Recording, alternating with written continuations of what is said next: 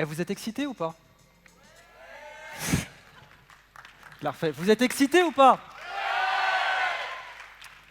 Vous m'avez l'air trop excité là. Je vous ai mis une image pour vous désexciter. Rigolez pas, c'est là où j'ai grandi. Je me barre là. J'ai grandi là-bas, ok. J'ai une vie très excitante. C'est un HLM. Et ma grand-mère habitait au 11e étage. Comme ça, vous allez vous coucher moins bête ce soir. Pas le genre de truc que vous vous attendiez à apprendre dans un TED, j'imagine. Ça sortira pas de votre tête, ça. La grand-mère d'Idriss Aberkane habitait au 11e étage de cette tour. Pourquoi je vous montre ça? Parce que je suis persuadé, en fait, que dans le monde qui nous entoure, tous les objets qu'on crée, nous, êtres humains, et qui nous entourent, eh bien, ils peuvent parler. On peut leur demander pourquoi ils sont là. Tous les objets qu'on a créés et dont on est responsable et qui font notre quotidien, qui font notre environnement. On peut leur demander, petit objet, petit produit, petit service, pourquoi tu es là? Et je suis convaincu que si on demandait vraiment aux objets qui nous entourent pourquoi ils sont là, l'immense majorité nous répondrait « Je suis là parce qu'il y a un marché, connard ». Vérifiez-le sur les objets qui vous entourent. La plupart des objets sont là juste parce qu'il y a un marché. D'ailleurs, les gens qui les ont fabriqués ne les utilisent pas eux-mêmes. Les gens qui ont fait cette tour, ils n'y vivent pas. Non. Et puis, il y a d'autres objets qui disent pas je suis là parce qu'il y a un marché. Et là, on a des objets qui, on se demande même pourquoi ils sont là au départ. Cette tour, par exemple. Ma grand-mère n'y a pas vécu. C'était la plus haute tour de la chrétienté pendant très longtemps, la cathédrale de Strasbourg, tout ça. Mais là, on est sur un objet, si on lui demande pourquoi tu es là, petit bâtiment, là, il va répondre je suis là parce que papa et maman s'aimaient très fort. Et ça, c'est les objets d'exception. Que ce soit des produits, des biens, des services, mais ça peut aussi être des bâtiments, genre l'Opéra de Sydney, la Tour Eiffel. La Tour Eiffel qui devait être démontée, qui servait à rien. Vous demandez à la Tour Eiffel pourquoi tu es là? Je suis là parce que papa et maman s'aimaient très fort. C'est pas rationnel. Si on avait fait un business plan, on ne l'aurait pas fait. Bon. Ben, je suis là pour vous parler de ça, en fait, de ce qui fait la particularité de TED en général. Pourquoi TED est aussi spécial? On va voir qu'en fait, c'est précisément la passion et l'amour. Mais avant ça, je vais vous parler d'un truc qui n'aura pas forcément l'air excitant. Là, tout de suite, on est en train de réaliser une transaction de connaissances. Je suis en train de vous donner de la connaissance et vous êtes en train de me donner deux choses en échange. Lesquelles? Qu'est-ce que vous me donnez là, maintenant, tout de suite? De l'attention, pour l'amour, on va y revenir, et du temps. En fait, si vous voulez acheter de la connaissance, il faut payer en attention et en temps. C'est l'équation que j'ai découverte à Stanford. Elle ne mord pas, vous inquiétez pas, elle est très gentille. Elle décrit ce que vous allez faire aujourd'hui chez TED. Vous allez donner de l'attention et du temps au speaker. Pour acheter de la connaissance, il faut payer en attention multiplié par du temps. Vérifions que c'est bien un produit d'ailleurs. Le produit, ça veut dire que si l'un des deux vaut 0, le tout vaut 0. Bon, si vous me donnez 1 heure de votre temps, mais que pendant 1 heure, vous êtes en mode musique d'ascenseur dans votre tête, il n'y aura pas beaucoup d'échanges de connaissances. On sent bien qu'il faut que vous me donniez toute votre attention et tout votre temps. Eh bien ça, c'est la monnaie de l'économie de la connaissance. Pour apprendre quelque chose, il faut payer avec de l'attention et du temps. Et la bonne nouvelle dans cette équation, c'est que tout le monde a de l'attention et du temps à la naissance. Et oui, le petit Somalien, il n'est pas né avec 1 000 $ en poche, mais il a de l'attention et du temps à la naissance. Donc l'économie de la connaissance, c'est la seule économie où tout le monde est né avec du pouvoir d'achat. Ce qui est quand même une bonne nouvelle. Mais dans quelles conditions on donne toute notre attention et tout notre temps à quelqu'un? Comment ça s'appelle ça? L'amour. Quand vous aimez quelqu'un, vous lui donnez toute votre attention et tout votre temps sans compter. L'économie de la connaissance est la seule économie qui maximise le pouvoir d'achat des amoureux. Littéralement, si vous voulez apprendre plus vite, faites d'abord en sorte de tomber amoureux de la connaissance que vous allez apprendre.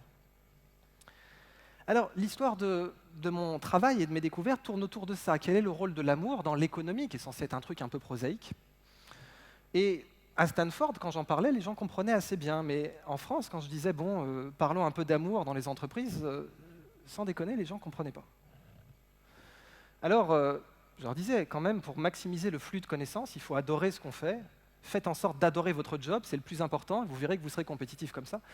Mais apparemment, je n'avais toujours pas trouvé la bonne formule, surtout chez les managers. J'enseigne à Centrale, c'est cadré, vous voyez. Alors je me suis dit, on est au pays de Descartes, on va faire un diagramme, un truc bien cartésien comme il faut. J'ai appelé ça « Love Can Do ». Et je me suis dit, bon, qu'est-ce que c'est que les entreprises un peu différentes, un peu au-dessus de la mêlée?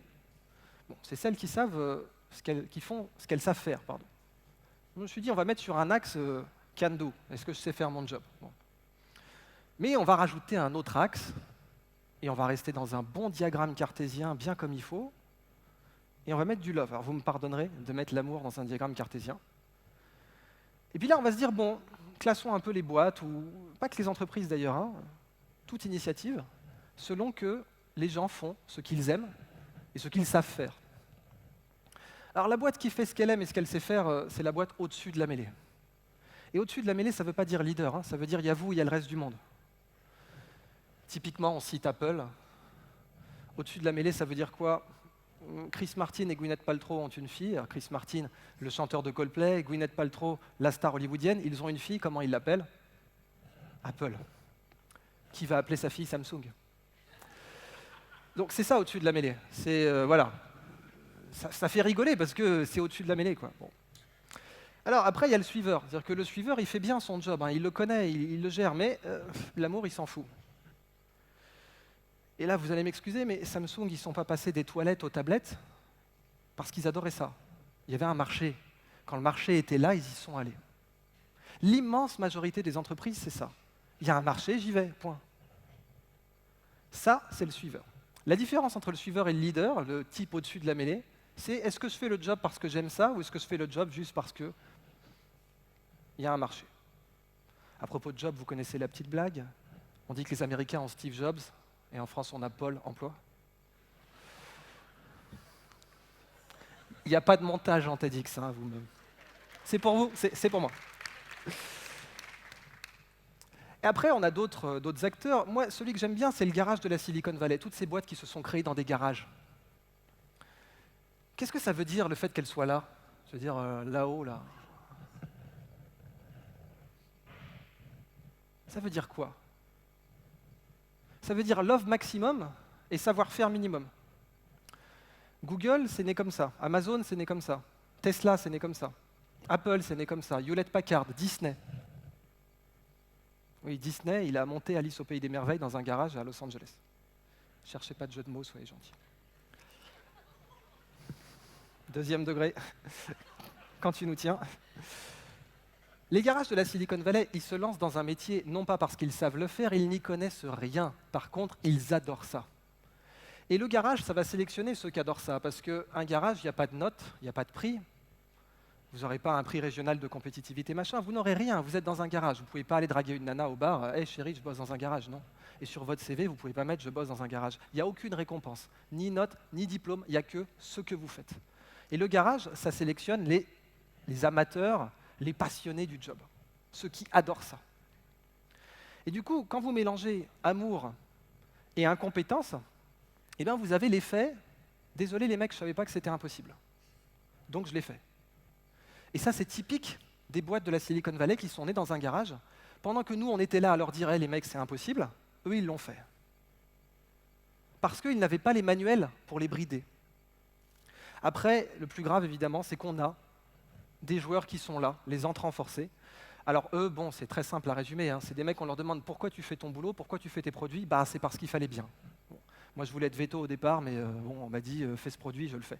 Et le meilleur exemple, c'est la marque Lada, que vous avez peut-être connue, ou les motos russes aussi en général. J'ai un très bon ami qui a rencontré un marabout en Afrique. Et donc, comme tous les marabouts, il avait la liste de ses grands miracles, retour de l'être aimé, amour, gloire, beauté, guérison des ongles incarnés, tout ça. Et son argument de finition, c'était « démarre même les motos russes ». Donc il y a marché sur l'eau et il y a démarré les motos russes, quoi. Donc ça vous en dit long sur les motos russes, et clairement, bah, la moto russe, elle ne fait pas rêver, quoi. Bon. Alors voilà, une fois qu'on a ce petit diagramme, on peut voir que si le suiveur il veut passer au-dessus de la mêlée, il n'a qu'une seule question à se poser, et là vous verrez le raccord magnifique avec le thème de ce TED, sens ascensionnel. Autocohérence, non? Vous en voulez un peu? Il doit se poser la question « why ?» Pourquoi je fais mon job? L'entrant forcé, par contre, alors la flèche en rouge en bas, là, ça c'est la voie de la souffrance, parce que là, vous acquérez le savoir-faire sans avoir envie de faire le job. Donc là, vous êtes en mode « bon, pourquoi tu travailles? Bah, parce qu'il faut bien. » Et là, c'est la souffrance, c'est le suicide au travail, c'est l'enfer. Le garage de la Silicon Valley, au contraire, lui, il acquiert toute sa connaissance par amour. Lui, il fait le job parce qu'il adore ça, et toute son expertise, il va l'acquérir sur la voie de l'amour. Cette voie-là, je l'ai appelée El Camino Real, qui est le nom de l'avenue de la Silicon Valley. La grande avenue qui structure la Silicon Valley s'appelle la Voie Royale, en espagnol, El Camino Real. Et c'est comme ça que j'ai appelé cette transition. Parce que les Google, les Apple, les Walt Disney, les Hewlett-Packard ont suivi cette voie.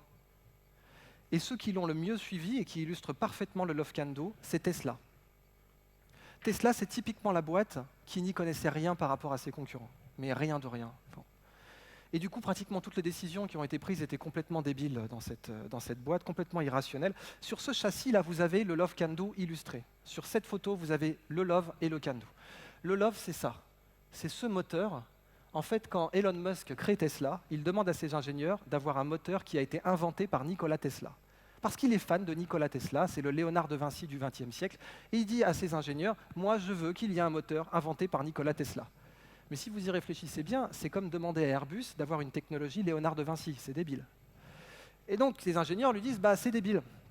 Et Elon Musk dit, non, vous n'avez pas compris, c'est moi qui sors les artiches, donc vous allez me faire un moteur Nikola Tesla, vous la fermez bien comme il faut. Ce moteur, qui fait faire des nuits blanches à tout l'establishment automobile mondial, c'est un moteur qui a été breveté par Nikola Tesla en 1896. Donc ça, c'est du love, parce que vous ne prenez pas cette décision rationnellement. Rationnellement, on va battre nos concurrents avec un machin qui date du 19e, non. C'est juste parce que je suis passionné de Tesla, donc ça doit être là. Et le Can Do, c'est la batterie ici. Alors là, vous ne voyez pas les batteries, mais elles vont être posées sur ce châssis. Et le Can Do, c'était une bagnole avec des batteries, on n'avait pas de très bons rendements. Alors Elon Musk dit, attendez, un ordinateur portable, ça a une bonne batterie ? Ouais, c'est pas mal, il y a les nouveaux Mac qui sont sortis, tout ça, ils avaient des bonnes batteries à l'époque. Bon, très bien, vous allez me prendre des batteries de Mac et vous allez les empiler. Et c'est ça qu'ils ont fait. Love Can Do dans la même... Alors, le summum du Love Can Do, mais on ne va pas s'y attarder, ça sera un inter-TED, si vous voulez, c'est les frères Wright. Les frères Wright, c'est du Love Can Do à tous les étages, ils n'avaient pas de diplôme, les mecs. Je veux dire, pendant que des gars à Polytechnique, au MIT, à la Royal Society cherchaient à faire voler le premier avion, ceux qui ont fait voler le premier avion, c'était deux clampins qui n'avaient pas le bac à 60 km de Dayton dans l'Ohio. Pourquoi ? Parce qu'ils se crachaient 5 fois par jour. Il y a un très bon TED speaker qui l'a dit bien mieux que moi, qui s'appelle Simon Sinek. Vous passez 1 minute avec Simon Sinek, ça vaudra mieux que mon TED de maintenant. Je vous le dis sans aucun complexe. Sérieusement. Simon Sinek.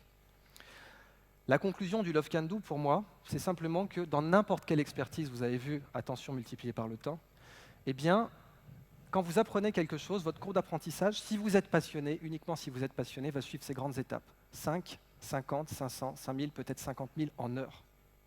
En 5 heures, vous rentrez dans n'importe quelle connaissance. En 50 heures, vous êtes autonome. En 500 heures, vous pouvez l'enseigner. En 5000 heures, on a les premiers prix Nobel. Et en 50 000 heures, on a ce que les Japonais appellent le trésor national vivant. J'insiste pour vous dire que ça ne marche que si vous apprenez par passion, si on est à attention maximale. Et je vais vous montrer un cas d'un trésor national vivant. Wallace Chan, le meilleur bijoutier au monde. Ce type-là, il est vraiment au-dessus de la mêlée. Et ce type-là, il a 100 000 heures dans ce qu'il fait. C'est exceptionnel, aucun bijoutier ne sait faire comme lui. Je vous montre juste une de ses réalisations qui montre le Love Can Do. Le type a fait un portrait dans une aigue marine. Ça s'appelle la Wallace Cut, et il arrive à couper un portrait qui se réfléchit sur toutes les facettes de l'aigue marine. Pourquoi ? Uniquement parce qu'il adore ça. Et qu'il ne prend pas de vacances, parce que lui, quand on lui demande « Est-ce que tu veux prendre des vacances ?», il dit « Mais je suis déjà en vacances.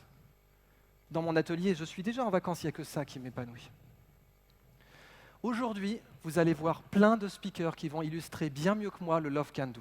Parce que moi, je vous en parle d'un point de vue théorique, et eux vont vous en parler d'un point de vue pratique. Le speaker qui vient juste après moi va vous parler du love dans l'entreprise, et là, vous allez voir exactement ce que le Love Can Do peut donner. Et ainsi de suite, pour les vieilles charrues, etc.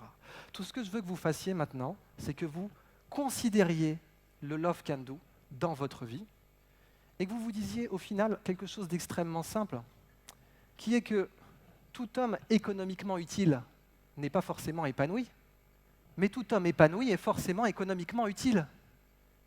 Alors mettons l'épanouissement avant l'utilité économique. Excellente journée à vous.